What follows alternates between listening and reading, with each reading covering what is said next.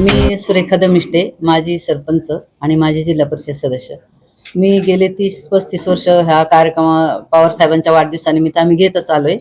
अंधशाळेत फळवाटप असेल, मूकबधिर शाळेत अन्नदान असेल किंवा वयस्कर लोकांना सन्मान चिन्ह वाटप असेल, जे जे आम्हाला शक्य आहे ते आम्ही करत आलोय. आता 12/12/2025 ला साहेबांचा वाढदिवस आहे. त्या निमित्तानं हे कार्यक्रम घेत असताना मी माझी मुलं जशी घडली तशी आपल्या आजूबाजूचा सुद्धा परिसर सुधारावा आणि त्या दृष्टीने आम्ही विचार करून मुलांच्या संगनमताने आम्ही एकत्र हा कार्यक्रम तरुणांसाठी घेतलाय. की आता आपण पाहतो शहरामध्ये की नाही का वेगळ्या टोळ्या वेगळं काय चुकीचं चाललंय, तिकडे मुलं का जातात? ती मुलं इकडे खेळाच्या माध्यमातून एकत्र आली, चांगल्या व्यावसायिक माध्यमातून एकत्र आली, त्यांचे विचार चांगले झाले, तर ती मुलं आपल्यासाठी आणि आपल्या सर्व राज्यासाठी देशासाठी सुद्धा चांगलं काम होईल. आणि त्याला निमित्त साहेबांचा वाढदिवस हे ठरवून हे सगळे निबंध स्पर्धा असतील किंवा व्यावसायिकांच्या स्पर्धा असतील, हे सगळं घेण्याचं कारण म्हणजे हा मूळ उद्देश हाच आहे की आपल्या बरोबर हा तरुण समाज सुधारला पाहिजे. हा मूळ उद्देश आहे. कार्यक्रम हे आम्ही दायरी परिसरातच, खडक असल्याच्या परिसरातच घेणार. त्याचं कारण की माझा शेजारी पहिला चांगला झाला पाहिजे. ते शेजारची मुलं जर सुधारली तर त्याचं बघून बाकीचे मुलं सुधारतील.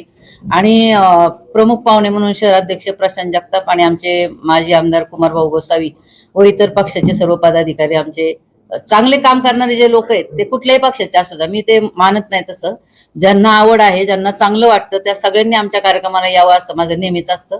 माझ्या सहकारी त्यामुळेच टिकून आहेत की मी कधीच कुणामध्ये असा मतभेद करत नाही. एक स्त्री आणि पुरुष दोनच जाती आपल्या मानवामध्ये आहेत आणि सगळ्यांची सुधारणा झाल्याशिवाय आपली पण सुधारणा नसते.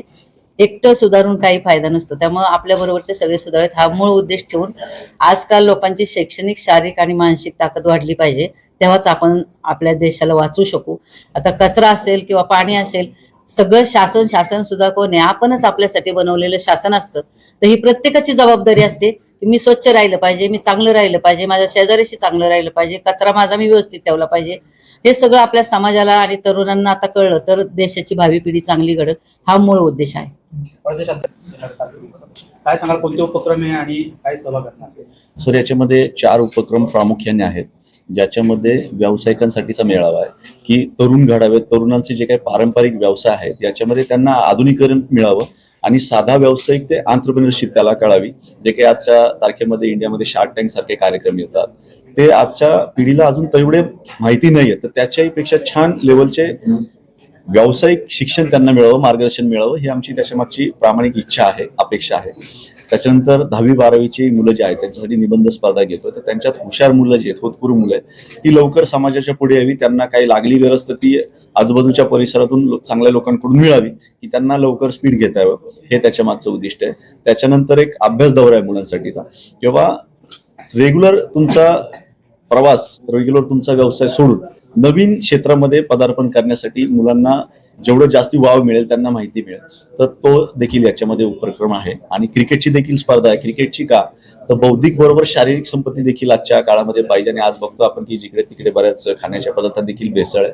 व्हिटॅमिन D3 आणि B12 मोठ्या प्रमाणावर आजच्या घडीला कमतरता सगळ्यांमध्येच जाणवू लागले. तर निश्चितच व्यायाम पाहिजे. शारीरिक संपत्ती व बौद्धिक संपत्ती ही तरुणांमध्ये वाढवण्याची व त्यांना बरीच माहिती मिळण्याचं आमचं प्रामुख्याचं उद्दिष्ट आहे. कधी असणार कसं असणार आहे, कोणत्या तारखेला? हे जे आहे हे आपल्या महाराष्ट्रामध्ये नाही, भारतामध्ये नाही, तर जगात ज्यांचं नाव आहे असे शरदचंद्र पवार साहेब यांचा वाढदिवस जो 12/12 म्हणजे 12 डिसेंबर या तारखेला आहे. तर आत्ताची येती 12 डिसेंबर 2025 तारीख आहे, ज्या दिवशी आपण हे व्यावसायिक मेळावा ठेवून सुरुवात करतोय. आणि हा सप्ताह आहे, याच्यामध्ये आपण जेवढं जास्तीत जास्त तरुणांना, नवीन उद्योजकांना मोठं करता येईल, मार्गदर्शन मिळेल, तेवढा भारताचा, आपल्या भागाचा विकास होईल, हे उद्दिष्ट ठेवून आपण हे पुढे चाललेलो आहोत.